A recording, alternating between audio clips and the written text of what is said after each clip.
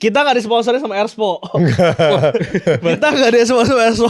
Boleh kalau mau boleh. Ini baju yang kita pakai sekarang diskonnya udah sampai 180.000. Gak usah gitu lo cashback ya. Gak usah gitu. Dulu harga 1 jutaan, sekarang 180.000. Dan sekali lagi ini disclaimer, ini bukan program Expo tapi program warga lokal. Ketemu lagi di lokal. Cintai sepak bola Indonesia. Episode keberapa ini? Kita makin chemistry makin kuat ya. Berapa sih kita? 11 ya? Nggak 14. nggak janjian 14. cuman bajunya sama semua. Iya anjir, gue gak nyangka kita pakai baju yang sama semua. Setelah yang kemarin bentrok banget chemistry-nya pas penutupan liga. Gue doang yang pakai jersey, ini dua gak ada yang pakai jersey. Oke guys, ini tahu kan kita pakai jersey ini karena memang dalam tema FIFA Matchday kemarin timnas sudah menangkan match pertamanya lawan Oman. Kalau di film Dono tikus kan, Iya. Oman. Dan juga akan ada pertarungan kedua melawan Mozambik. Peringkat berapa tuh Paul? Peringkat berapa tuh? 100 berapa tuh? 100-an. 101 ya. Jauh lah. Iya.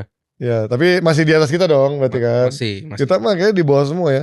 Tapi kemarin kemenangan lawan Oman membuat kita naik 3 peringkat apa 4 peringkat di FIFA. Jadi ya lumayan lah. 18 kalau nggak salah yang baru itu. Jadi lumayan Prediksinya ya gitu. ada kenaikan lah kemungkinan dari kemenangan kemarin.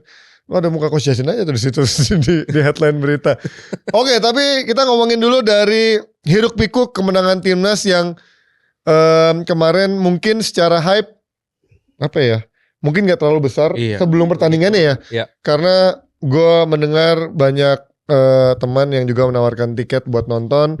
Artinya mungkin setelah Indonesia tidak masuk Piala Dunia dan juga belum ada urgensinya, mungkin hype-nya sedikit menurun. Tapi gak apa-apa. Kemenangan kemarin gue rasa akan membuat hype-nya timnas mulai naik kembali. Juga gairah di bawah John Hartman yang secara squad juga dia sepertinya lagi mencoba memformulasikan pemain-pemain yang diberikan kesempatan untuk mencari skema baru di bawah dia. Dan kemarin ternyata bermain dengan sangat fluid. Walaupun menurut gue masih ada beberapa catatan. Kita mulai dulu dari Glenn dulu. Glenn, lo kan langsung muncul di sana di GBK. Sampai ada Mas Sabto duduk di bawah lantai bikin podcast sendiri. Nah itu dukung dong. Perutnya kelihatan. Saya dulu lagi merintis. Kan gue dukung. Sabto ada 2 channel YouTube yang lain. Ada 2 channel YouTube yang lain yang udah lebih banyak episode-nya. Oke, kita ngomongin dari lo langsung lihat dari sana. Gimana pengamatan lo dari squad kemarin menghadapi Oman, termasuk dari permainannya menghadapi Oman kemarin? Sebetulnya ada 2 pertanyaan sebelum pertandingan. Yang pertama adalah bagaimana nasib timnas Indonesia tanpa J. Itzes. Lalu yang kedua bagaimana permainan penyerangan Indonesia tanpa otak serangan yaitu Tom Haye. Dan itu bisa diadres sama John Hartman. Itu juga menjadi pertanyaan gue ke Om Sabto di konten gue di Debutan Sport kemarin. Dan terjawab gitu. Ternyata yang kemarin yang menjadi andalannya adalah sisi flank. Dimana kemarin Kevin Dix sangat bermain aktif. Begitupun dengan Nathan Chuaon. Karena kemarin sebetulnya backnya berarti 3. Ada seorang Rido, Bagot sama Hapner. Sedangkan 2 back sayap mereka ini sangat aktif dalam melakukan penyerangan. Dan itu akhirnya membuat jarak antar pemain dekat dan bolanya cair. Dan di situ juga ada tambahan lagi pergerakan dari seorang Olo Romani yang sangat aktif dalam menjemput bola. Dia tidak stay sebagai receiver, tapi dia juga menjemput bola. Dia membagi bola-bola tersebut kepada Kevin Dix yang mengisi posisinya, kepada Beckham Putra dan juga kepada Nathan Chuaon. Cuman ada masalah ketika kalau nggak salah menit 30-an, ketika Indonesia bermain sangat konsisten, sangat dominan, flanknya akhirnya menjadi salah satu lubang yang dimanfaatkan dan berakhir Oman mendapatkan penalti. Itu kan berawal dari si Nathannya out of position dan juga si Hapnernya telat untuk recovery kan. Jadi itu sebetulnya ada satu catatan terlepas juga ada beberapa salah passing dari Rizky Ridho yang gua rasa kalau itu lawannya Jepang kelar itu. Tapi overall cukup mengejutkan dan kita lihat di babak kedua juga kan banyak pergantian yang dimasukkan dan Hartman mencoba ada rencana A, rencana B, rencana C yang membuat permainannya tetap konsisten, tetap dominan sampai akhir pertandingan, bahkan clean sheet melawan Oman yang kita tahu 32 tahun kita nggak pernah ngalahin mereka gitu. Iya. 32 ya, bukannya 20. 38 38 ya, 30 kan? Iya. 88 Kings Cup terakhir. Ya Paul, tambahin Paul. Iya. Jadi ini kalau gue bilang ya, kalau orang bilang pelatih top dunia kayak gimana, itu kayak gini kalau gue bilang. Karena ini bener-bener Coach John Hartman ini dia menciptakan formasi khusus, custom buat timnas Indonesia demi memaksimalkan kualitas tiap pemain. Gitu. Jadi pemain ini kualitas positifnya apa, dia ciptakan role khusus buat pemain ini gitu. Dan masing-masing tuh dibikin satu-satu. Gitu, makanya mainnya bisa sebagus ini gitu. Karena gue juga belum pernah sih lihat ada klub atau apapun yang mainnya tuh kayak gini, karena emang ini formasi custom buat Indonesia ini. Gitu. Karena kalau lu lihat contoh misalkan Kevin Dix sama Nathan, secara posisi di atas kertas sama-sama wingback. Tapi di lapangan kayak gimana itu kan beda. Dix kadang bisa sampai run sampai depan, kadang bisa cut inside ke dalam jadi striker. Sementara Nathan nggak kayak gitu. Gitu, mungkin dia lebih di flank, lebih di sisi mainnya gitu. Jadi beda-beda. Center back juga secara komposisi pemainnya ada 3 memang, 3 pemain back. Tapi secara posisi itu cuma 2 sebenarnya. Gitu, cuma Hübner sama Bagot. Ridho ini ketika nyerang dia jadi overlap ke depan. Sering naik. Ketika bertahan dia jadi stopper. Jadi practically posisinya sebenarnya cuma 2. Nah, ini kan lagi-lagi ini memaksimalkan potensinya Ridho kan. Karena Hübner di sisi kiri nggak dapat instruksi yang sama. Gitu. Jadi bener-bener ini ya inilah gue salut banget sama Coach Hurtman dan auranya positif banget gitu. Jadi bener-bener tahu apa yang dia lakukan. Gue happy banget sih ngeliat John Hurtman di sini. Kemarin gue juga sempat ngecek kan, ada di komen-komen netizen tuh mungkin yang nggak tahu Oman seperti apa. Ada yang bilang paling Omannya nggak serius, paling Oman nurunin pemain lapis kedua. Enggak guys, jadi kalau kita lihat-lihat lagi di skuadnya itu mungkin dia kekuatannya ya 70-80%. Ada 3-4 pemain ini memang menjadi skuad langganannya dalam 2-3 tahun terakhir. Itu ada Musan Al-Ghassani, terus juga ada Khalid Al-Braiki, dan juga kapten dan back seniornya seperti Ali Busaidi, sampai Ahmad Kano yang memang jadi figur Oman tuh emang absen. Tapi sisanya pemain-pemain yang memang menjadi langganan inti, dan memang ini menjadi skuad transisi juga dari pelatih barunya si Tarik Sektui yang memang mencoba mengkombinasikan dengan pemain-pemain muda. Karena ini kan FIFA Matchday, urgensinya memang juga untuk bereksperimen. Sama juga untuk timnas kita sebenarnya dengan John Hurtman. Gue rasa di laga ini ya menang menurut gue adalah bonus, dan juga nyata yang lebih penting adalah bagaimana cara bermainnya juga ternyata cukup atraktif, dan juga yang penting adalah bagaimana dia bisa mencoba formula beberapa pemain di beberapa posisi dengan beberapa variasi. Jadi itu yang paling penting. Dan kalau kita lihat kemarin, gue tadi udah mungkin dijelaskan sebagian besar oleh Glenn dan juga Paul. Kalau gue sih juga menyoroti beberapa nama-nama yang memang sangat luar biasa. Pertama ya ada Mulyadi yaitu Audero yang sangat luar biasa. Beruntung sekali kita punya 2 kiper yang punya kelas dunia, main di Ajax dan juga satu lagi di Serie A. Walaupun sekarang yang satu timnya degradasi, kita masih akan melihat apakah Audero akan tetap bermain di Italia atau bermain tetap di Eropa. Kemudian juga kemarin yang menurut gue cukup mengejutkan yaitu Nathan Chuan juga sudah disebutkan, karena ini posisi back kiri adalah salah satu posisi yang paling banyak persaingannya cukup ketat lah di sana, dan beberapa pemain bisa bermain di sana walaupun ada yang juga bermain di posisi lain seperti ada Donetri di sana, kemudian juga ada Calvin Verdong juga bisa bermain di sana, sampai Dean James yang kemarin masih punya masalah di administrasinya. Terus juga siapa kemarin yang gue juga highlight itu adalah bagaimana orang lupa peran seorang Joey Pelupesi gitu. Mungkin dia nggak terlalu kelihatan menjulang, gocek-gocek atau intercept yang sangat luar biasa, tapi bagaimana dia menjaga keseimbangan bersama Ivar Jenner tuh menurut gue sangat luar biasa kemarin. Iya. Ini tipikal mungkin gelandang-gelandang yang zaman sekarang harganya sudah mulai di notice sebagai gelandang yang punya harga tinggi. Kita lihat kan kalau zaman dulu mungkin 10 tahun lalu gelandang DMF CMF tuh nggak ada yang harganya tinggi, tapi ternyata orang mulai menyadari peran pentingnya gelandang di tengah yang menjaga keseimbangan dalam transisi pertama antisipasi counter maupun juga mengatur tempo saat bermulai build up serangan. Menurut gue peran dari Jenner dan juga si Pelupesi sangat penting. Dan dua lagi yang kalau Romeni memang sangat luar biasa dimanapun dia bermain, walaupun dia menit bermain juga nggak begitu banyak di level di klubnya, tapi ketika bermain buat timnas dia selalu bisa menjawab harapan kita sebagai striker kita yang selalu bisa mencetak gol, walaupun dia bukanlah pemain nomor 9 murni gitu ya. Dan satu lagi pemain yang udah lama gue pengen lihat ketajamannya yaitu seorang Ragnar Oratmangun yang belakangan setelah dia cedera cukup lama, kemudian juga menit bermainnya di Dender juga tidak begitu banyak, kita melihat sedikit mulai kelihatan tumpul, tapi kemarin ternyata Ragnar bisa menunjukkan lagi dia bisa menjadi mencetak gol buat kita. Ini yang gue sangat-sangat rindukan dari Ragnar Oratmangun. Sisanya sih menurut gue overall main-main lain kayak Donitri menurut gue luar biasa juga sebagai pemain pengganti. Mungkin yang di laga kemarin yang agak kelihatan agak kurang perform ya menurut gue Beckham Putra. Tapi ya wajar karena lagi-lagi Beckham Putra mungkin secara fitness juga baru capek habis menjalani musim yang panjang bersama Persib dan juga cukup sibuk lah secara musim. Jadi ya nggak mungkin semua pemain bukan robot bisa bermain bagus tiap saat. Itu yang kemarin sempat viral juga, ada yang di luar hotel berkata kasar seorang Beckham Putra. Menurut gue over banget sih lo. Udahlah kalau udah ngomongin timnas menjadi satu lah, jangan ego kedaerahan, egonya itu kembali. Ini sama aja yang kayak gue bilang waktu ngomongin soal Itali gitu ya. Nyata sama kacrutnya gitu sama fans Itali juga di sana.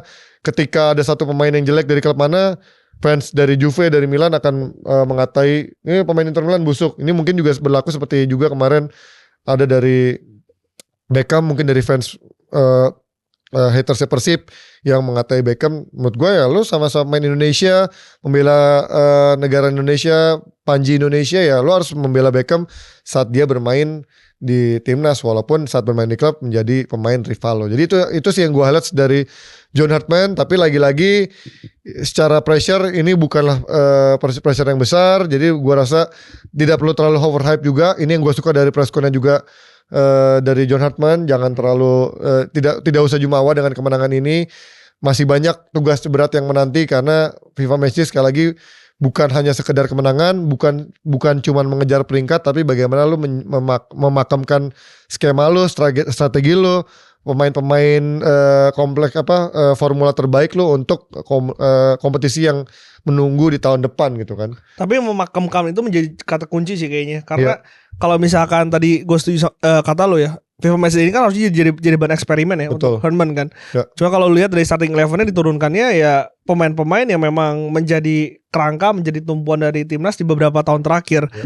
Cuma kalau lihat di babak kedua, sebetulnya kan ada eksperimen, ada banyak eksperimen yang dicoba oleh seorang Herman. Ya. Donitri itu gue kaget ketika dia dimainkan di sebagai kanan, sayap kanan, sayap flank kanan. Terus dia sempat bermain di back sayap kanan lalu dipindahkan ke kiri. Verdong pun demikian. Verdong sempat jadi gelandang box to box di tengah gitu. Sebetulnya ini kan penting banget karena kenapa? Karena kita di beberapa tahun terakhir kita selalu berpatokan pada 1-2 pemain. Tom Hai kita patokan, si Ole-nya juga kita berpatokan. Ketika 2 pemain ini kemarin kayak Ole cedera kan kita kebingungan. Siapa yang harus bisa menggantikan? Tapi dengan pemain yang dibuat multi posisi dan juga dicoba seperti ini, menurut gue ini menjadi rencana yang menjanjikan dari seorang Herman sih untuk timnas kita. Tapi yang menjadi PR buat gue tuh tadi sebelum kita siaran, gue tadi sempat diskusi juga sama Glenn dan juga Paul terkait Calvin Verdong ya. Karena belakangan kita tahu Verdong merupakan salah satu talenta terbaik lah di skuadnya dari era STY sampai sekarang. Even secara level pun dia bermain di level Eropa, bahkan bermain di kompetisi Eropa gitu. Cuman di beberapa pertandingan terakhir gue justru bingung melihat di mana posisi terbaik Calvin Verdong. Terlepas dia bisa memang dengan kualitasnya dia bisa bermain di posisi apa saja, tapi dengan sekarang makin banyak bermunculan di let's say Nathan Chowan sekarang udah lumayan bagus di bek kiri, belum ada Donitri di sana. Apakah Calvin Verdong akan bisa menggusur mereka kembali di bek kiri gitu? Kemudian di tengah gitu, dengan sekarang kita lihat bagaimana Pelupesi bermain sangat bagus. Terus juga ada ketika nanti Tom Hay balik, di mana posisi Calvin Verdong? Apakah mengisi di posisi pivot ataupun posisi gelandang tengah itu? Gue rasa itu juga menjadi pertanyaan PR besar buat si John Hartman. Atau menjadi kombinasi menjadi back tengah juga, back tengah kiri. Gue rasa dengan ada Hubner itu juga akan menjadi pertanyaan apakah dia bisa lebih bagus pada Hubner sebagai back tengah kiri. Jadi ini yang menjadi pertanyaan gue, dengan talenta sebagus Calvin Verdong, ketika menentukan starting line up terbaiknya si John Hartman ini, di mana posisi seorang Calvin Verdong dengan sekarang komposisi skuad timnas yang semakin kaya dan semakin banyak jumlahnya gitu. Tapi kan tim ini memang membutuhkan pemain freestyle kayak gitu. Setuju. Tapi kan ketika lo menentukan 11 pemain terbaik, lo harus menentukan 11 pemain terbaik lah menurut gua. Tapi sesuai dengan kebutuhan dan siapa lawan yang akan lo lawan. Nah iya, tapi kan ada satu menurut gua kayak Tom Hay menurut gua gak tergantikan gitu kan. Betul. Kayak Ole menurut gua gak tergantikan. Secara kerangka kan sebetulnya dari depan belakang tuh udah pakem. Iya, makanya gua melihat dengan talenta yang sama dengan 3 orang backbone dari sampai kiper gitu. Menurut gua secara level tuh Calvin Verdong juga selevel sama mereka-mereka ini. Nah, menurut gua jadinya tuh posisinya jadi membingungkan di mana Calvin Verdong bermain ketika dalam starting line up utama. Apakah memang Calvin Verdong menjadi pemain tergantung skemanya aja atau menjadi pemain yang tidak tergantikan juga di skuadnya. Menurut gue itu di midfield kayaknya dia akan ditaruhnya tuh akan di situ. Berarti sama siapa menurut lo? Sama Tom Hay sama si Felipe sih bertiga gitu ya? Nah tergantung. Jadi kalau gue lihat pivotnya yang di tengah nih kayak waktu itu gue sempat bilang. Jadi satu jadi jangkar, satu ini lebih ke box to box. Okay. Kemarin satu Pelupesi, satu Ivar Jenner. Nah kayaknya Ivar Jenner ini itu subnya adalah akan Verdong nantinya. Mungkin gitu ya. Nah Pelupesi mungkin ya bisa yang lain lah. Bisa Tom Haye mungkin yang lebih jadi jangkar karena fisiknya udah gak sekuat dulu gitu kan. Jadi kalau gue lihat memang cukup kaya sih memang variasinya. Dan kualitasnya sama. Dia dimainkan di mana aja berjalan gak sih? Iya. Tapi menurut gue dalam beberapa pertandingan terakhir nggak begitu, maksudnya dia bagus konsisten tapi nggak terlalu kelihatan stand out dengan levelnya yang menurut gue harusnya kalau dulu kayak dulu kan levelnya di awal muncul dengan back kiri emang tinggi gitu secara level. Nah sekarang tuh menurut gue dia jadi pemain yang memang berkorban untuk tim, bisa bermain di mana saja tapi nggak terlalu stand out secara atau mungkin individual. Karena fungsinya berbeda bang. Maksudnya itu ketika jadi back kiri kan dia stand out karena dia bisa menyerang, bantu menyerangan. Tapi ketika dia jadi gelandang bertahan tadi lo katakan sekarang CDM bukan pemain yang dipandang gitu. Cuma fungsi sebagai pemain timnya itu sangat dibutuhkan. Iya. Dan yang jadi pertanyaan gue maksudnya adalah dengan kualitas dia artinya dia bisa tergantikan sebenarnya di skuad ini ya. Beda sama Tom Hay, Izes. Justru gue melihatnya kebalikannya, dia bisa menggantikan siapapun di tim ini. Oke. Tapi bukan satu spot pasti ada di tempat dia dong. Bukan, cuma dia bisa main di mana aja dengan kualitasnya sama. Cuma kayaknya dan di era John ini nggak ada satu pemain yang dia harus ada, dia harus main. Kayaknya nggak ada deh. Bahkan oleh Romeni pun itu pasti udah dipikirin ketika dia nggak ada nih harus gimana nih. Tapi menurut gue kalau dia ada pasti main oleh. Iya. Menurut gue nggak, maksud gue itu loh. Jadi ketika dia fit atau dia nggak kena akumulasi pasti main gitu. Menurut gue oleh Izes, Hay itu pasti main. Nah menurut gue harusnya Verdong itu ada di level itu menurut gue ya. Menurut gue ya. Tapi karena dia kemarin nggak main karena dia paling terakhir. Ya kan dia baru join terakhir. Nah, dan ternyata Nathannya bagus di kiri. Itu dia. Makanya tapi kan sebelumnya kan juga Nathan dia main di tengah kan. Jadi menurut gue tuh gue bingung dengan levelnya dia di mana posisi terbaiknya seorang Kelvin Verdong ketika nanti di skuadnya John Hartman ini gitu. Bisa dua, bisa di CM, bisa jadi di kiri kayak Kevin Dix gitu. Iya, karena STY kan di awal-awal pakai dia back kiri, terus ternyata bagus juga jadi main tengah dan terakhir mainnya di tengah mulu gitu kan. Nah di era John Hartman ini gue belum lihat nih posisi terbaik Kelvin Verdong ada di mana yang menurut gue. Karena baru 2 kali juga sih. Betul. Baru 3 kali juga. Secara kualitas menurut gue dia harusnya juga pemain yang bisa mendapatkan satu spot secara guarantee karena dia bermainnya di Eropa banyak. Secara level juga paling tinggi ya, jadi kita lihat nih menarik lah. Kayak tergantung lawannya deh. Kalau lawannya kira-kira butuh profil yang kayak gimana, nah akan dicetak tuh nanti. Misalkan exploit lawan harus dari tengah, mungkin dia taruh tengah. Gitu. Kalau misalkan mungkin flank dia lambat di sana, jadi mungkin Verdong taruh di kiri. Itu tuh yang dipikirin terus sama John tuh. Dia akan lihat lawannya siapa, kita harus main. Atau mungkin bisa satu spot pasti buat dia, tapi tinggal menyesuaikan. Iya itu. Tinggal menyesuaikan. Ketika dia jadi back kiri ya udah, yang ada yang ngalah dulu, Coan jadi cadangannya dulu di tengah, Pelupesi Haye. Atau kalau lawannya siapa, kirinya Coan dia jadi gelandang tengah, tapi satu spot jadi tempat dia gitu ya. Itu bisa juga kali gitu ya. Menarik nih, ini akan menjadi diskusi yang juga cukup seru melihat bagaimana secara level Kelvin Verdong ada salah satu talenta terbaik lah di skuad kita. Kemudian menghadapi Mozambik, apa ekspektasi kalian? Menghadapi Mozambik kemarin, apakah lebih banyak eksperimen seperti kemarin diturunkannya Mauro Zylstra kemarin? Nah ini menurut siapa lagi? Menurut gua menarik nih. Jadi Oman kan klasik tim Middle East lah yang kita sering lawan gitu, dengan segala profil yang ngulur waktu dan lain-lain. Nah ini menurut gua bagus kita lawan wakil dari Afrika kayak dulu pernah lawan Tanzania kalau nggak salah. Nah sekarang lawan Mozambik karena tim Afrika itu kan lebih ngandelin fisik gitu. Jadi fisik, body, speed gitu kan. Nah kita juga harus belajar dan eksperimen juga gitu. Kira-kira kita harus main kayak gimana sih kalau ngelawan tim yang bener-bener ngandelin physical gitu. Karena nggak bisa dipungkiri tim kita cukup banyak nih yang fisiknya nih agak-agak deg-degser juga kalau ketemu tim fisik. Misalkan Donitri gitu kan, atau Rizky Ridho mungkin gitu kan, yang secara fisik mungkin nggak segede kayak Pelupesi kan, itu udah aman lah kayaknya gitu kan. Nah sementara kalau ada beberapa pemain yang dari sisi body fisiknya ini mungkin nggak sekuat pemain Mozambik nantinya gitu. Nah ini menarik, kira-kira menarik untuk dilihat ya, mitigasi John Hartman kira-kira gimana nih untuk ngelawan tim kayak gini gitu. Kemarin tuh main cadangan yang turun siapa ya? Zylstra, Donetri, Sadil tendangnya agak sedikit ngawur itu, terus siapa lagi kemarin? Tapi gue sih ada satu pertanyaan yang belum terjawab sih. Marcelino akan ditaruh di mana ketika dimainkan di skema Oh iya, Herdman? di latihan terbaru kemarin memang Marcelino sudah kelihatan berlatih. Justru ada seorang Justin Hofner yang terlihat di video itu tidak berlatih, menepi, nggak pakai sepatu bola. Mau kawin guys. Bisa juga. Bisa tonton di SCTV Jumat Sabtu Minggu Kamis Jumat Sabtu Ada promosi di SCTV boleh nonton percintaannya Hafner sama Jennifer Koppen. Koppen. Lu live reaction lagi itu. Bisa juga dipikirin. Kita apa? Live reaction. Anjir lo aja anjir. Itu dia guys. Jadi Hofner bisa juga tidak dimainkan, mungkin menjadi kesempatan buat Ferrari. Siapa lagi? Kenapa ketawa? Ya bukan kan. Muhammad Ferrari kan ada yang bilang ini mah paling camat doang ya, bisa aja ternyata dia main gitu kan. Ketika Hofner kawin ya disiapkan untuk menjaga staminanya gitu. Siapa lagi sih di cadangan ya? Satu lagi. Siapa? Matthew Baker. Oh iya kemarin kan udah debut ya. Debut ya. Udah, Debut Matthew jadi Baker. Center back kiri. Dia Gila loh. main, ya. Padahal kakaknya masih di level usia bawah, dia malah udah debut ya. Udah debut buat senior. Gokil. Gimana lo ngeliat masa depan Matthew Baker?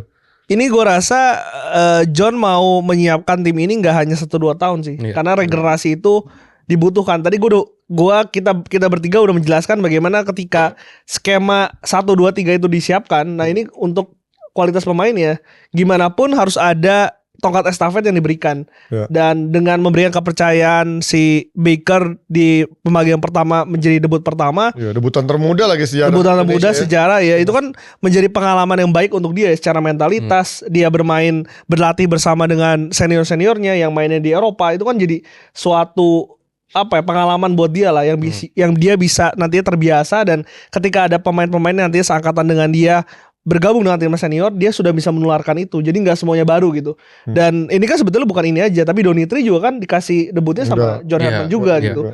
Dan ini menurut gua satu regenerasi yang baik sih, karena kita tahu banyak pemain-pemain inti kita yang usianya sudah lanjut gitu, sudah mulai senior lah, sudah mulai kepala 3. Tom Hai, Joey Pelupesi, lalu juga Ole masih oke lah, masih 25-26an ya.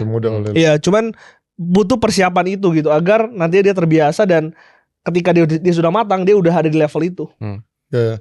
Jadi Baker ini menjadi debut termuda di timnas kita di usia 17 tahun 29 hari, mengalahkan rekornya Arkan Kaka yang juga mencatatkan debut di usia 17 tahun 3 bulan 7 hari. Yang kita tahu juga Arkan Kaka kemarin sempat muncul di video-video cuplikan dengan gocekan-gocekan alusnya. Kakak lagi gacor itu di Medan. Lagi gacor dia. Jadi ya selamat buat Matthew Baker yang menciptakan debut bersama timnas senior. Semoga bisa menjadi tulang punggung timnas senior di beberapa tahun ke depan, semakin matang dan juga bisa berkontribusi, bukan hanya mencatatkan experience tapi juga bisa berkontribusi buat timnas senior kita ya. Terus juga dari timnas senior menghadapi Mozambik ya, we'll see di pertandingan malam hari nanti, di hari Selasa malam kita lihat Marcelino sih gue penasaran. Iya, di posisi mana ya? Kemungkinan bisa menurut gue gantiin posisi Beckham sih menurut gue. Bisa. Bisa akan dicoba karena emang posisinya sering dicoba-coba di situ kan. Beckham Ragnar lah dua itu ya. Iya, sering ditukar-tukar Marcelino. Dan seperti apa setelah dia mendapatkan menit bermainnya di klub cukup banyak, kembali berkiprah di timnas, apakah bisa kembali nyetel setelah mungkin dalam beberapa pertandingan terakhir dia bermain buat timnas. Menurut gue secara level agak menurun karena memang secara menit bermainnya dibuat klub nggak begitu banyak kan. Mungkin match fitnessnya kurang oke lah ketika bermain buat timnas.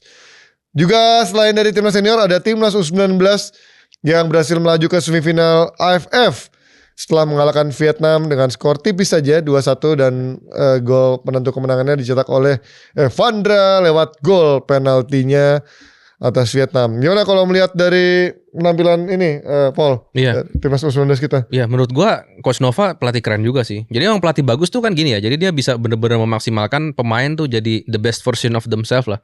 Gitu. Jadi versi terbaik dirinya gitu. Arkan Kaka yang dulu sering dibully netizen, di sini kayak nggak terpengaruh apa-apa, ya dia main lepas aja dan bagus gitu. Dan ini kan sapu bersih ya, U19 sapu bersih. 3 kemenangan. 3 kemenangan, dimana sebelumnya mungkin kalau kita lihat track recordnya mungkin agak rocky lah, nggak sebagus ini. Nah ini bisa bagus menurut gua, apresiasi sih buat tim kepelatihan Coach Nova di tengah mungkin segala keterbatasan di PSSI yang ada, mungkin kita nggak tahu gitu kan. Nah ini dia bisa assemble tim yang ini menurut gua kompetitif di ASEAN, nggak gampang juga sih gitu. Jadi apresiasi lah gitu. Gue sempat melihat beberapa komentar-komentar yang mungkin evaluasi maupun kritikan dari netizen yang gue baca-baca di kolom komennya timnas dan juga maupun PSSI terkait cara bermainnya Nova Arianto ini. Menurut gue nggak bisa semua pertandingan lo bisa bermain dengan bagus atau semua pertandingan lo berharap mulus dan juga atraktif ataupun fluid gitu ya. Mungkin ada one of those games yang memang berat, jadi mau nggak mau lo harus bermain sedikit lebih direct, sedikit lebih pragmatis. Karena gue ingat di match pertama apa match kedua, match pertama yang pertandingannya dibilang nih taktikal Nova tuh cuman dari back umpan jauh ke kiri, udah tuh kayak gitu modelnya direct. Menurut gue ya lo gak bisa mengharapkan dalam satu tim, even Arsenal aja kan kita lihat di final UCL gitu, lo harus bermain dengan skema yang seperti itu gitu, yang membosankan ataupun bagaimana demi ingin mencatatkan hasil walaupun pada akhirnya Arsenal gagal. Tapi menurut gue kemarin di AFF 19 ini Novarianto berhasil mencatatkan sapu bersih kemenangan, karena sekali lagi pada akhirnya kan terlepas dari U19 menurut gue targetnya bukanlah juara, bukan hanya sekedar hasil, tapi bagaimana bisa membuat pemain-pemain ini lebih nyaman dalam bermain, lebih dewasa, lebih mendapatkan pengalaman yang berharga. Menurut gue juara adalah bonus, tapi ketika kemenangan juga bisa diraih, ya itu merupakan hasil yang ideal menurut gue. Dan so far so good, tinggal nanti kita lihat perjuangannya di semifinal menghadapi siapa, karena antara Thailand atau Kamboja, tapi kalau kita tahu di atas kertas antara Australia atau Kamboja dari grup C yang akan baru bermain di hari Selasa malam. Jadi gua rasa yang chance-nya paling mungkin adalah Australia gitu kan. Nah, kalau lo Glenn ngelihat dari U19 ini, apa yang menjadi point of view lo melihat positifnya maupun evaluasinya dari U19 ini? Gue sih melihat ini tim yang memang sudah secara chemistry terbangun kan. Ini dari memang ditangani Coach Nova dari U17 sudah berproses lama, karena sepak bola akan selalu berkaitan dengan proses. Dan itu terlihat sih dari kerangka timnya sebenarnya kan tidak banyak dirubah gitu. Ada Putih Panji, ada Dava di belakang, lalu juga ada Nazril di tengah, ada Evandra juga di tengah, dan juga ini sudah mencicipi Piala Dunia. Jadi menurut gue ya terlepas dari kritikan itu, ya lu anak-anak umur U19 kan secara mental juga belum terlalu matang gitu. Dan bahkan ada satu nama yang stand out menurut gue, Reno Salampesi juga jadi salah satu perbincangan.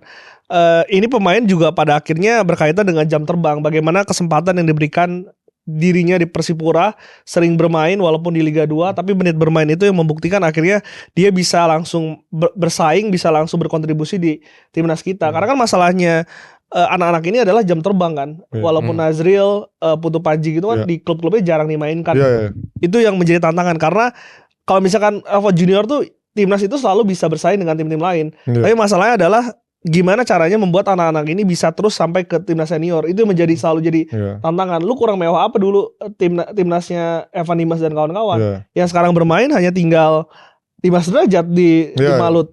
Dan mungkin ya Besroni yang masih bermain, sisanya kan udah gak tahu kemana gitu. Itu yang menjadi PR sebetulnya. Ketika tim ini yang menjanjikan, yang udah tadi gue bilang udah punya modal main di Piala Dunia U17, tapi gimana pemain-pemain ini nantinya bisa menjadi fondasi dari timnas regenerasi itu sih. Dan gue harapkan ada kesinambungan dari Coach Nova ke Coach John, agar pemain-pemain ini yang memang terbaik bisa menjadi fondasi. Dan bukan cuma buat fondasi timnas ya, tapi bagaimana mereka bisa berjuang dan bisa mendapatkan tempat bermain ya di level klub gitu. Karena percuma ketika lo main di level timnas junior lo bagus, tapi ketika lo bersaing di level klub, ya mungkin ada pro and cons ya di saat mungkin dengan kompetisi yang sangat ketat, dengan pemain-pemain asing yang sangat banyak, ya mungkin kalah kualitas. Tapi ketika lo justru bisa bersaing dengan pemain-pemain asing yang sekarang cukup banyak di Super League ini, ya itu menandakan lo is good enough untuk bisa bermain buat timnas dan bisa terus berkontinuitas berkembang gitu. Karena kan kita di level Evan Dimas, kita tahu tadi yang Glenn sebut, banyak yang pada akhirnya tidak mendapatkan menit bermain cukup banyak gitu. Dan bahkan di era setelahnya Evan Dimas pun juga banyak yang seperti itu kan, yang di level klubnya tidak begitu banyak mendapatkan menit bermain. Tapi dengan sekarang makin bagusnya kita lihat bagaimana Donitri, bagaimana di sebelumnya dari Rizky Ridho, yang even Egy Maulana Fikri yang bisa mendapatkan menit bermain cukup banyak di klub.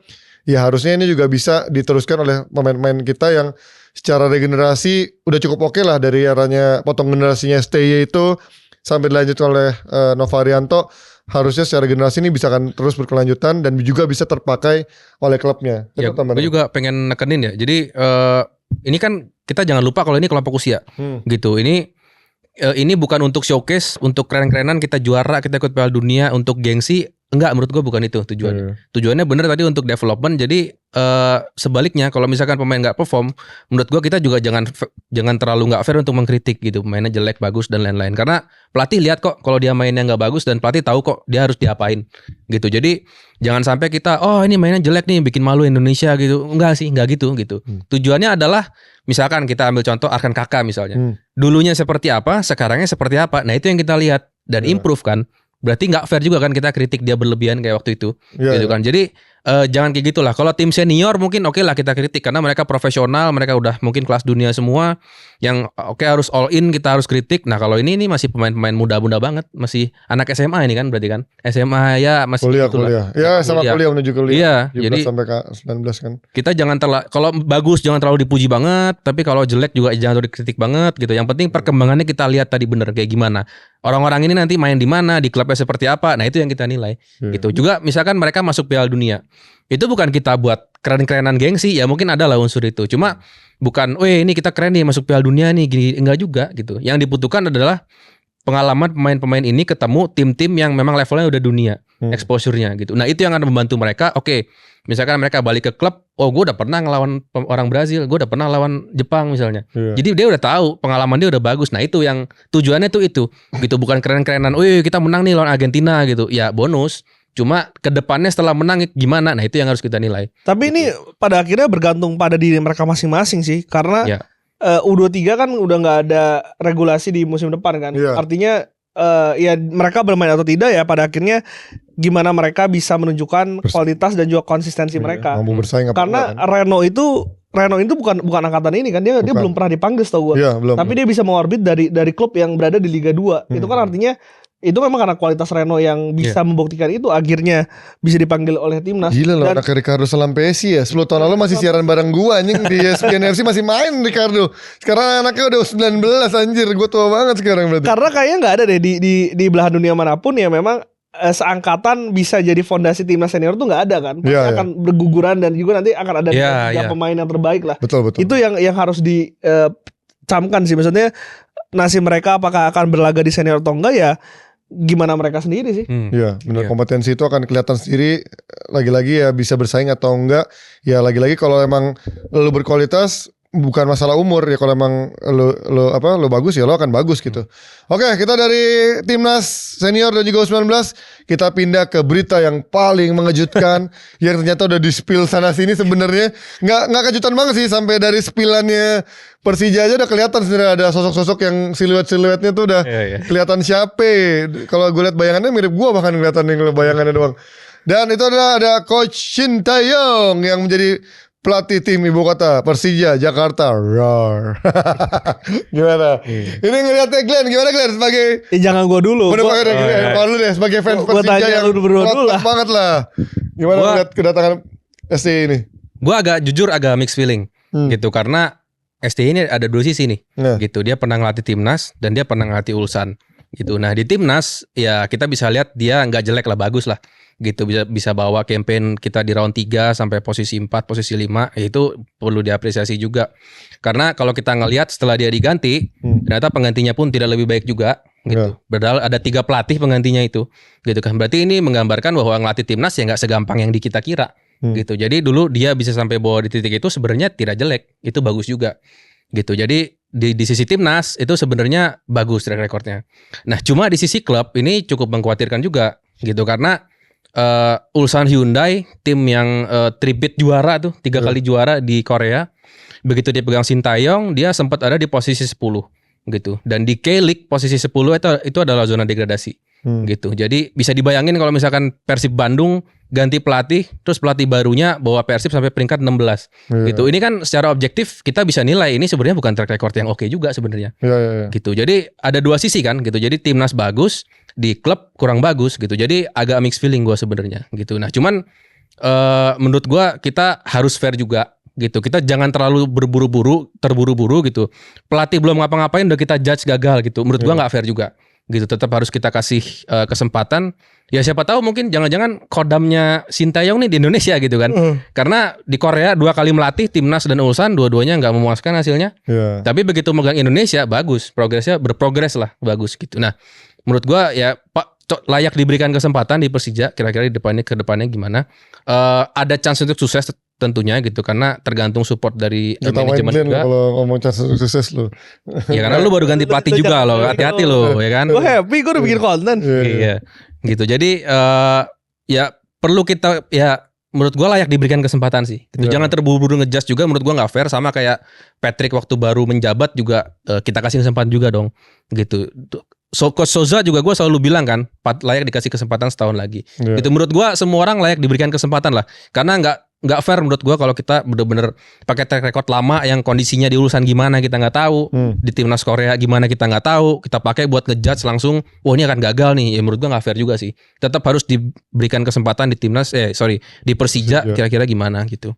Gue cukup kaget ya ngelihat kontraknya 3 tahun, artinya ya gue pengen tahu apakah komitmen dari manajemen dari Pak Panca dan juga manajemennya emang serius itu, apakah nanti ternyata ketika tidak berjalan seperti harapan bisa lagi-lagi hanya setahun bisa diputus tengah jalan ya. Namanya Superliga atau Liga 1 kan tidak ada yang tidak mungkin gitu, kejutan-kejutan sering terjadi. Justru bahkan dari seminggu sebelumnya kan isu ini sudah beredar cukup lama, bahkan dari 2 minggu 3 minggu terakhir sudah beredar lah dari mulut ke mulut dari rumor-rumor media maupun netizen. Yang gue baca, gue sering buka beberapa akun-akun Jackmania gitu ya, memang berita-berita tentang Persija dan lain-lain. Sama kayak lu sih, mixed feelings juga gitu. Kebanyakan ada juga yang nyinyir, mainnya bertahan nih, mendingan pertahanin Souza aja yang udah mulai berprogres gitu, kasih kesempatan lagi. Iya. Terus ada juga yang bilang dia mainnya tidak atraktif gitu. Terus juga ada yang bilang justru bagus, dia terbiasa bekerja dengan pemain muda di timnas, potong generasi pemain muda, dan Persija pun juga eranya Thomas Doll kan dulu juga banyak melahirkan pemain-pemain muda yang sekarang cukup banyak terpakai dan bisa dipakai di Super League, dan dia dengan 3 tahun harusnya punya banyak waktu untuk bisa mengembangkan pemain muda itu. Kalau dari gue sih, gue justru malah nggak ada ekspektasi apa-apa, karena yang gue khawatir justru lebih banyak pressure-nya gitu, karena ya kita tahu dia sebagai pelatih timnas menjadi orang yang walaupun ada hatersnya juga, tapi menjadi pelatih yang media darling, supporter darling yang memang pasti akan diburu lah tiap minggunya, tiap harinya, dari hasil pertandingannya, dari apapun gerak-gerik dia pasti akan diburu. Ini mungkin kayak ngomongin MU lah, pasti akan tiap hari akan dicari, mau itu positifnya maupun itu negatifnya. Yang gua takutkan adalah bagaimana pressure-nya itu yang melebihi dari ekspektasinya. Tapi yang gua pengen tahu adalah lagi-lagi ya kemarin justru kekurangannya Persija di luar dari permainannya yang menyerang yang cukup bagus, dari jumlah golnya juga cukup bagus, tapi bagaimana kemarin bertahannya yang cukup berantakan ketika di counter. Nah, mungkin ini akan memperbaiki cara bermain Persija lebih seimbang, karena kita tahu Persib juara dengan build dari belakang dulu, kuat di pertahanan, baru dia pelan-pelan build ke depan. Tapi yang memang menjadi pertanyaan gue, siapapun pelatihnya, sebagus apapun pelatihnya, kita harus tahu dulu siapa yang didatangkan oleh Persija, karena katanya 540 miliar ya bakal digelontorkan untuk mendukung STY. Gue gak tahu tuh uangnya dibagi hanya untuk transfer atau termasuk uang-uang lainnya untuk pengembangan dan lain-lain. Tapi yang katanya digelontorkan adalah 540 miliar. Nah, $30 juta. Nah, kalau dolarnya tuh naik berarti naik terus tuh. Lagi. Wah, isunya katanya akan naik sampai 22.000. Aduh. Tapi yang jelas dari preskon tadi kan menarik. Yang beredar justru katanya JJ spill, JJ kelepasan. Lah kan JJ cuman menerjemahkan dari apa yang STY ngomong terkait Peralta kan. Jadi katanya memang dia sudah dikontrak dan lain-lain, walaupun justru dari Persijanya belum meresmikan. Tapi gue seneng banget karena gue waktu 2 minggu lalu atau baru habis musim berakhir kan gue sempat bilang come to Jakarta, Peralta kan dibully tuh banyak. Emang bisa bayar, emang sepaket sama skillnya dibelinya gitu-gitu kan. Tapi ternyata kalau ini jadi kenyataan, ini menjadi sebuah angin segar yang kita udah tahu Persija kehilangan banyak pemain. Maxwell tidak ada, Alan juga cabut, terus di tengah juga si Jan Moto juga cabut, terus back-backnya juga cabut semua. Pokoknya isu satu gerbong Brazil 80% itu cabut semua. Mungkin yang sisa Paulo Ricardo, terus siapa lagi yang belum ngade? Gustavo tadi ya. Tapi Gustavo kan bukan gerbongnya dia sebenarnya kan, dari gerbong lama. Tapi si Paulo Ricardo juga datangnya tengah musim kan? Iya. Dari awal langsung gitu. Betul. sampai kipernya Carlos Eduardo cabut. Jadi so far yang katanya lagi paling menuju dekat tuh Peralta, dan juga yang berikutnya didekati ya sama-sama dari Borneo juga kiper gitu, karena kan Eduardo cabut praktis kipernya nggak ada tuh kan, dan katanya kabar terbaru katanya Nadeo juga diincar ya. Gue sih semangat aja, katanya sih memang tahun depan ini bakal gila-gilaan manajemen untuk bisa mendekatkan Persija dengan juara. Jadi we'll see, karena sekali lagi sebagus apapun STY kalau tidak didukung oleh manajemen dengan support pemain-pemain yang bagus ya gue rasa percuma juga. Gimana kalian sebagai dari Persib Bandung melihat dari STY datang ke Jakarta? Gue sih happy sih melihat teman-teman Jackmania gue happy. Siapa yang happy kan? Sama-sama mixed feelings gue bilang. Happy dong. Happy dong. Yang punya pelatih baru pasti happy loh. Masa sedih punya pelatih baru? Makanya gue happy karena yang gue nggak happy tuh karena dia batal podcast sama kita ya. Belum tentu ya masih. Gimana gue? Loh. Tadi mau ada podcast sama. Ini juga spill nih jadinya nih kan. Jangan.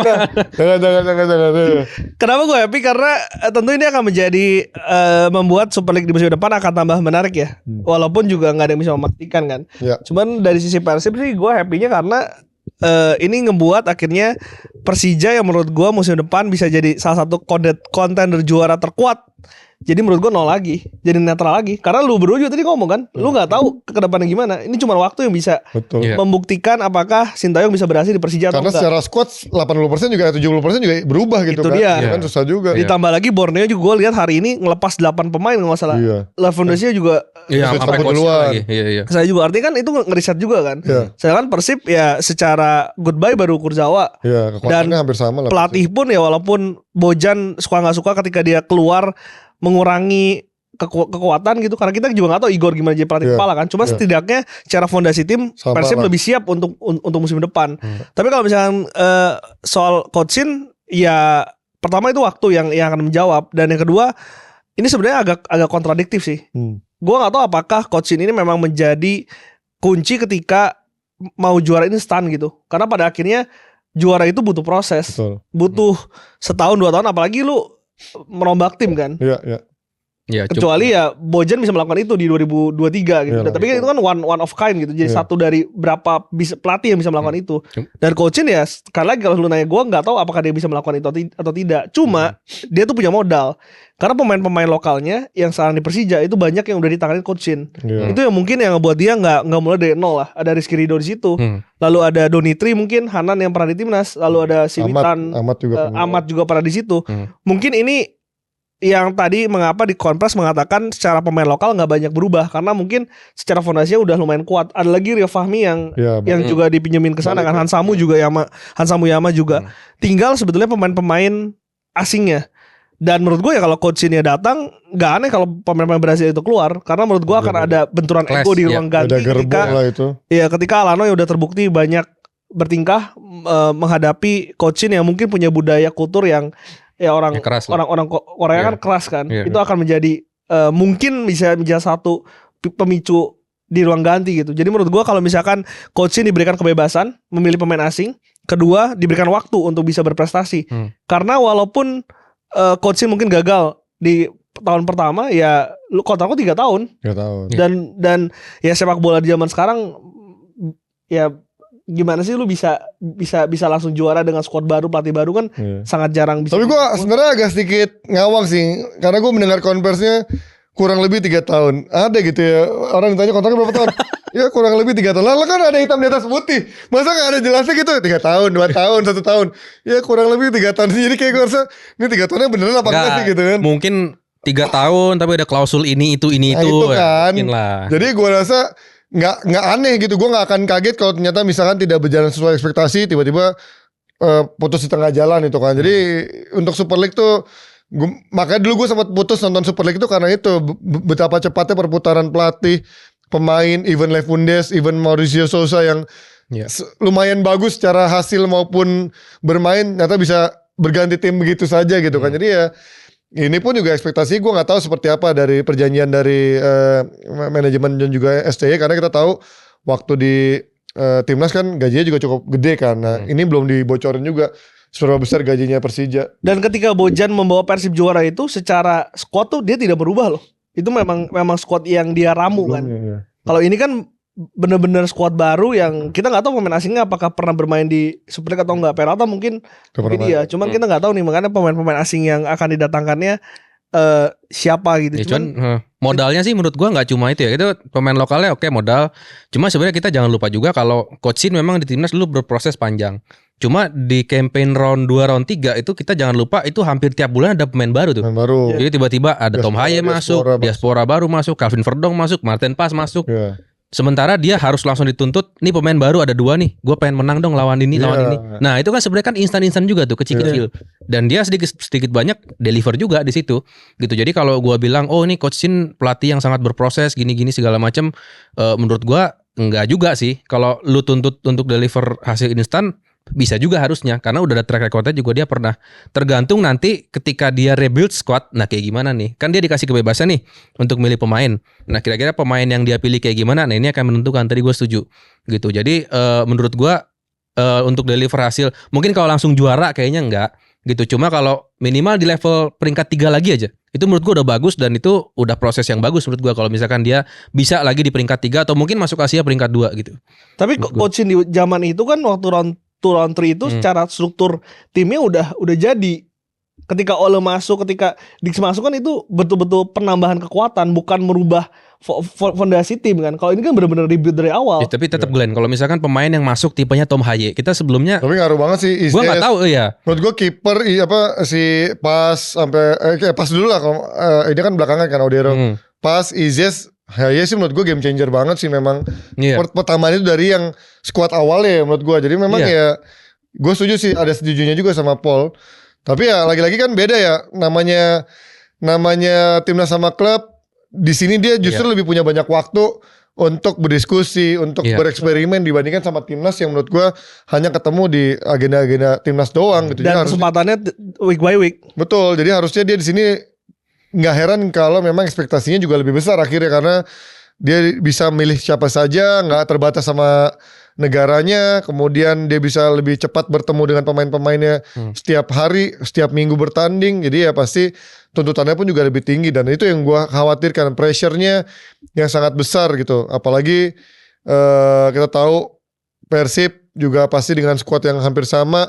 Kalau misalkan terjadi lagi bisa keempat kalinya, ya menurut gue lagi-lagi pukulan telak juga buat Persija, yang buat manajemen terutama, karena mereka memutuskan untuk rebuild skuad, ganti pelatih satu gerbong termasuk skuadnya ya. Berarti ada risiko yang mereka harus ambil, yaitu mereka harus siap dengan puasa gelar lagi untuk beberapa tahun ke depan sambil menunggu kesabaran mereka menuai hasil dari investment atau development yang mereka coba lakukan. Kalau developmentnya pun juga berhasil bersama STY. Pertanyaannya adalah bisa tidak STY mendevelop pemain-pemain yang ada, termasuk dengan membawa pemain-pemain dari luar yang juga bisa memberikan kontribusi buat Persija gitu. Tapi yang menarik tadi di Kompres kan dia bilang kan, sebenarnya filosofi permainan dia adalah menyerang, bukan defend to counter. Karena defend to counter itu dilakukan karena secara quality timnas kita kalah. Dengan di level dunia kalah lah. Dengan mungkin Persija dia bilang pelatih tim terbaik di Indonesia. Dia sempat mengatakan one of itu dia bilang, kan dia sempat nyebut JJ bilang pelatih terbaik meskipun ada tim-tim bagus lainnya. Dia ngomong ya memang gak salah juga. Dia nyebut akhirnya nyebut Persib, nyebut Bali gitu kan. Jadi itu juga menarik sih, wajah lain dari sepak bola yang selama ini diturunkan Coach Shin di timnas. Ketika dia bilang bukan itu wajah aslinya tapi sepak bola menyerang, gue juga penasaran kayak gimana sepak bola menyerang seperti apa yang akan dipertontonkan di Super League. Sama ada satu lagi sih aspek yang menurut gue kayaknya menarik juga untuk dilihat. Ini kan coach yang well known lah, gitu. Sebelum di Persija waktu di timnas aja BA-nya banyak, proyeknya segala macam. Jadi menurut gue akan berpengaruh gak nih ke sisi komersial dari Persija gitu? Apakah ada income lebih, ada sponsorship lebih, atau fans baru mungkin nonton sponsor atau Persija? Mungkin logonya kan musim depan kan udah pasti Persija pakai Adidas katanya kan. Kemudian apa mungkin ada logo Hyundai masuk misalnya gitu, ya kan karena sepaket. Kita nggak tahu, menarik juga gitu. Atau mungkin $30 juta dari situ datangnya, kita nggak tahu. Wow, 540 miliar datang dari situ. Yang mungkin jadi 600 miliar nanti ke depannya ya kan. Ya, we'll see. Dan ini juga menarik karena kabar SC ini, peresmian SC ini juga muncul setelah berapa hari kemarin juga sempat rame Instagram storiesnya anaknya ya, yang dia ketemu sama Patrick Kluivert ya di acara di Seoul, nggak usah legend apa gitu, ada Kluivert ketemu dengan STY Mereka berpelukan guys. Jadi memang yang rame itu hanya netizen sama mantan dan juga kedua mantan ini ternyata sudah berdamai dengan keadaan, tidak ada nyinyiran, tidak kelihatan seperti Mbappe atau Kante yang tidak mau bersalaman, tapi justru mereka berpelukan gitu kan. Jadi ya. Tapi kan mereka nggak pernah ada masalah. Memang tidak ada masalah. Yang ada masalah kan sebenarnya pengikut-pengikutnya yang selalu membandingkan era ini dan sekarang sudah ditutup buku dengan pelatih baru John Hartman. Sekarang kita lihat apakah tutup buku juga STY dengan sebagai pelatih timnas. Kita lihat apakah di level Super League bersama Persija dia bisa memberikan menjawab harapan dari Persija untuk membawa Persija juara di musim depan. Jadi yakin kan nih juara di 500 tahun ulang tahun Jakarta? Tergantung pemainnya. Gue lagi-lagi sih kalau kemarin misalkan ya dengan skuad kemarin tambah Peralta gitu, menurut gue optimis lah 80% lah. Coachin pelatih ya? Iya. Gue enggak sih. Kalau maksudnya dengan skuad kemarin. Apalagi coach Uza lagi. Tanpa memikirkan ruang gantinya Glenn. Maksudnya dengan tapi itu satu paket. Tapi secara quality menurut gua skuad kemarin tuh udah bagus. Tinggal nambahin 1-2 udah oke. Tapi kalau rombak semua ya sama aja kayak lu ngomong. Iya. Ini gue gak expect Persib juara sih. Kan ngomong gitu. Padahal juara bertahan. Dengan skuad 70% ini pelatihnya ganti. Lu masih mending masih ada Bojannya. Bojan. Ini pelatihnya ganti anjir. Pelatihnya ganti. Pemainnya kita gak ada yang tahu siapa. Ya jadi susah untuk bisa memprediksi juara apa enggak. Tapi jelas dengan pelatihnya STY. Dengan budget yang katanya akan dikeluarkan sangat besar. Ya otomatis targetnya manajemen pasti juara sih. Gak mungkin targetnya gak juara. Souza juara peringkat 3 aja dipecat gitu kan. Berarti menurut gue targetnya juara. Tapi ini edukasi buat ya supporter manapun ya selain Jackmania juga gitu. Maksudnya ya lu harus menikmati proses itu sih. Iya setuju gue.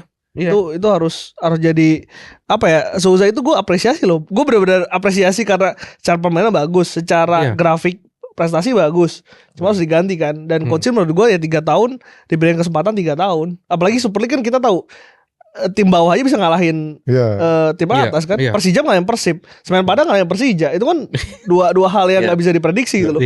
Tapi lagi-lagi memang industri sepak bola tuh memang menurut gua kejam ya. Even tim-tim seperti yang punya duit banyak seperti Chelsea sampai tim-tim Madrid aja yang dengan duit banyak, kesabarannya pun juga seringkali tipis gitu untuk pelatih yang katanya akan diberikan prospek panjang. Even nama sekelas Xabi Alonso aja mental gitu kan. Nah, apalagi menurut gue Super League yang kita tahu secara komersilnya harus menuhin dengan banyak koleksi perangko di bajunya gitu. Dan itu pun gue yakin masih berdarah-darah gitu. Jadi gue rasa ya itu yang akhirnya membuat tim-tim kita tuh sangat tipis untuk punya kesabaran pengennya instan. Karena budgetnya dengan cost yang dikeluarkan tuh ya seringkali membuat akhirnya ketidaksabarannya itu akhirnya untuk membuat ya mau gak mau 1 tahun harus ada hasilnya, kalau enggak ganti lagi gitu aja terus. Nah, jadi gue juga ngerti kalau ketika manajemen melakukan proses yang instan seperti itu, karena untuk mencari sponsor nggak semuanya seseksi Persib misalkan, atau even Persija pun menurut gue masih cukup seksi, tapi untuk tim-tim lain ya masih banyak juga yang struggling untuk bagaimana mendapatkan sponsor, bagaimana dia bisa membeli pemain yang mahal. Itu yang menurut gue susah gitu. Tapi begini loh Bang, banyak yang lupa sekarang pada ngomong Persib itu tripit juara gitu. Tapi dia nggak lihat prosesnya gimana. Lama sih. Secara manajemen kan Pak Glenn dan lain-lain itu datang di 2008. Betul. Butuh proses berarti berapa tuh? 15 tahun sampai 20 tahun. Iya. Dan squad yang kemarin bawa juara itu kan dari 2020 sebetulnya, bukan satu musim dia udah juara. Ada bongkar pasang iya, cuma secara struktur permainan ada pemain-pemain itu gitu. Itu yang harus dicamkan sih menurut gua. Kenapa sekarang Persib bisa di Asia 3 tahun berturut-turut ya? Karena udah ada fondasi itu dan regenerasi dilakukan, tapi tidak merubah. Dan gue harapkan Persija sekarang ketika merubah lagi skuadnya, ini bisa menjadi dasar dari Persija untuk 5-6 tahun ke depan. Itu ya, kuncinya adalah kesulitan manajemen, memilih pelatih yang tepat dan memilih pemain yang tepat. Itu sih, karena kadang-kadang 3 ini kalau tidak berjodoh ya mau gimana pun juga ya lo akan bapuk gitu. Sebagus-bagusnya pelatih, kalau lo salah beli pemain ya yang main pada akhirnya adalah pemain juga di lapangan, akhirnya akan gagal juga. Makanya kadang-kadang kita bisa melihat perkawinan yang sangat ideal ya bisa menghasilkan ya, let's say kayak Persib itu manajemen sehat, pelatihnya luar biasa, pemain-pemain yang dibeli juga cukup bagus gitu, dan banyak yang bagus banget gitu. Jadi ini kita lihat apakah Persija bisa seperti itu, manajemennya sehat, pelatihnya bagus, dan juga pemain-pemain yang dibeli juga tepat dengan yang dimaui oleh pelatih dan juga bisa menjalankan kemauan pelatih. Sama satu sih, struktur komersial ke depannya itu jangan sampai ditain ke juara, bukan tain ya. Maksudnya diikat ke juara hasil sama peringkat gitu. Ya peringkat oke lah, tapi kalau juara harus hasil. Menurut gua itu nggak ada yang bisa jamin, nggak ada yang bisa jamin juara gitu loh. Jadi kalau juara baru dapat bonus, baru payout segala macam, itu bukan model yang sustainable sih menurut gua gitu. Lu harus bener-bener community building kayak Persib bareng bobotohnya gitu kan, dimana lu mau menang mau kalah orang akan datang ke stadion, orang akan beli jersey.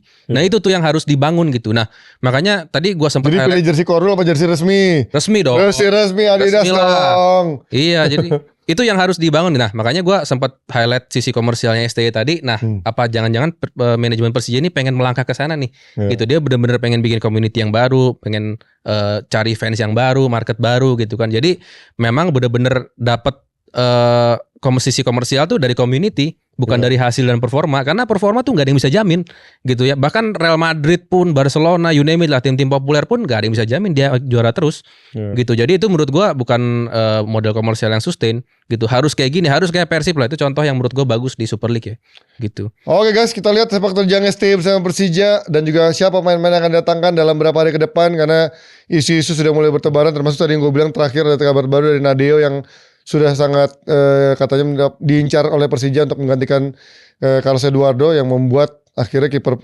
Persija mungkin akan Indonesia semua gitu ya. Nah di tandingan kemungkinan juga nggak lanjut, masih ada Sirius Margono di sana.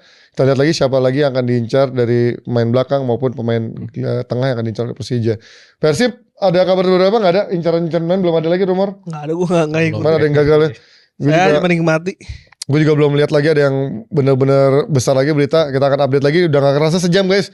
Janjinya 25 menit. Anjir jam berapa? Ya kan selalu gitu. Oke lah, ini dia dari warga lokal. Kita doakan timnas kita meraih hasil terbaik di bawah John Hartman dalam pertandingan menghadapi Mozambik, dan kita akan update terus dari pemain-pemain kita yang juga bermain di Super League maupun juga bermain di luar negeri sana.